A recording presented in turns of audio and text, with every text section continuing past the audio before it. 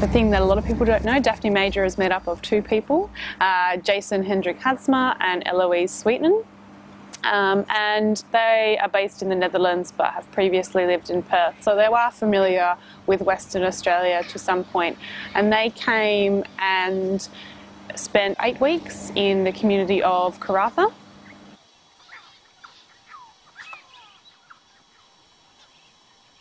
I don't think in any way Daphne Major is necessarily related to one specific medium or like sort of role as either a curator or an artist or a writer, but it's the extension of each other's individual practices. One of us is an artist and the other one is a writer. Because we both have like very different ways of thinking, if we created some sort of character, we were able to kind of step out of ourselves and start to think as like, you know, in one mind, so to speak, which becomes Daphne. We've begun to notice that Daphne works in a very kind of specific materiality, which is normally ends up being audio and video. Or text. Or text, which are sort of infinite, they're sort of infinite mediums. Essentially, the project is looking at like how the landscape, particularly the Pilbara, impacts on language.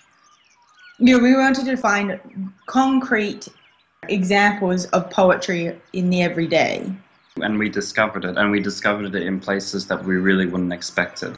And like when we were trying to talk about what is this place, I can't talk about what this place is, but I can kind of describe it to you.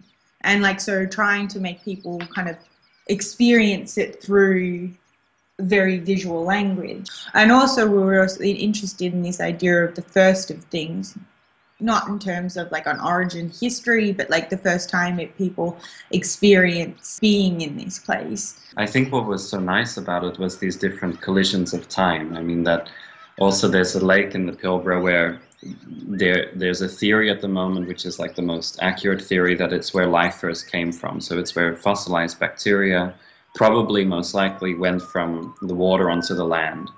So I mean, in terms of that, thinking about that in language and the first time that things are created, which is so different than the sort of Abrahamic idea that God said, let there be light. In fact, it was the landscape that said, let there be light. And I think that to us is a very interesting way of approaching the landscape. Often we do not think about the piece of land that we are living on, like you know, the history of this place, like how many people walked on this piece of land.